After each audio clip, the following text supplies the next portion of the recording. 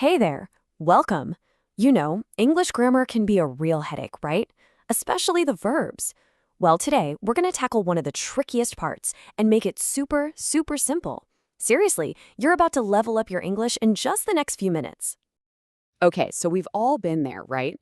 You're trying to tell a great story. You're in the flow, and then bam, you hit a wall. You get stuck. I like to call it the English verb trap. And you have to wonder, why are English past tense verbs so confusing? It's a totally fair question.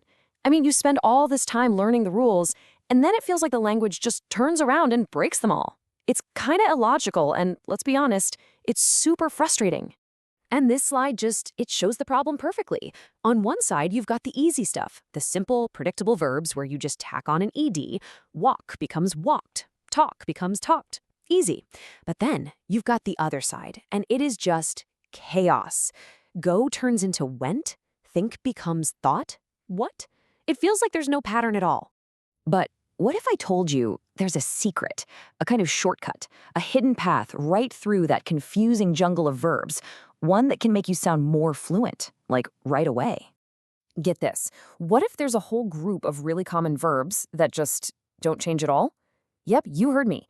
Imagine a bunch of useful, everyday verbs where the past tense is exactly the same as the present. No new words to memorize at all. So we're going to call these our zero-change verbs. And here's the key takeaway, the whole point. Once you learn the verb, you've already learned its past tense. It's like a 2-for-1 deal in your brain. All right, let's do it.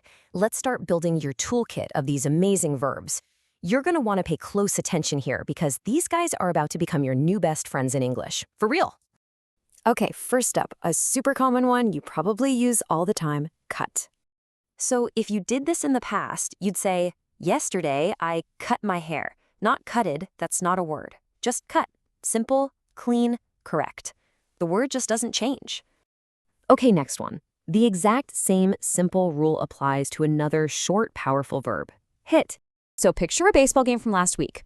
You'd say, he hit the ball really hard. Again, there's no such word as hitted. The word stays exactly the same. You're starting to see the pattern here, right? And here's one you'll definitely use, especially if you're a little clumsy like me, hurt. You could say, I fell down, but I didn't hurt my arm. The past tense form is just hurt. It's almost too easy, isn't it? Okay, let's just pause for a second and appreciate how awesome this is. The rule is this simple. 1, learn the verb. 2, use the exact same word for the past. 3, you're done. That's it. This might be the simplest rule in all of English grammar. All right, you feeling confident? Good. Let's add a couple more to our toolkit. How about the verb set?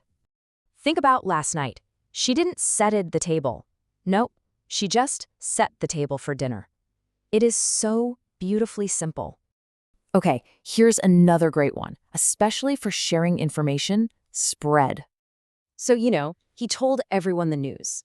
How would we say that in the past tense? He spread the news to all his friends. Same word, just talking about a different time. And for our last example for now, it's a big one, a really decisive verb, quit. So let's say it happened last month. She quit her job to travel. See? The action is totally finished, but the word is completely unchanged. Seriously, getting this little group of verbs down is a total game changer. Okay, now there is one special case I have to give you a heads up on. It's the verb read. The spelling is zero change, R-E-A-D, but the pronunciation is different. So in the present, it sounds like read. I read every day. But in the past tense, it sounds like the color red. Yesterday, I read a book. Same spelling, different sound. That's the only tricky one. So, what does all this mean for you? Well, it means you basically have a new superpower. You now have this list of verbs that you can use in the past tense with 100% confidence, starting right now.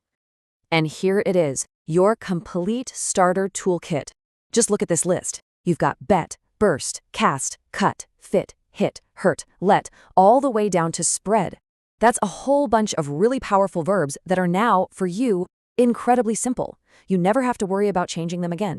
So here's my challenge to you, because what's the point of knowing this if you don't use it, right? I want you to look at this list one more time. Pick one verb, just one, and ask yourself, Which one of these verbs am I going to use in a sentence today?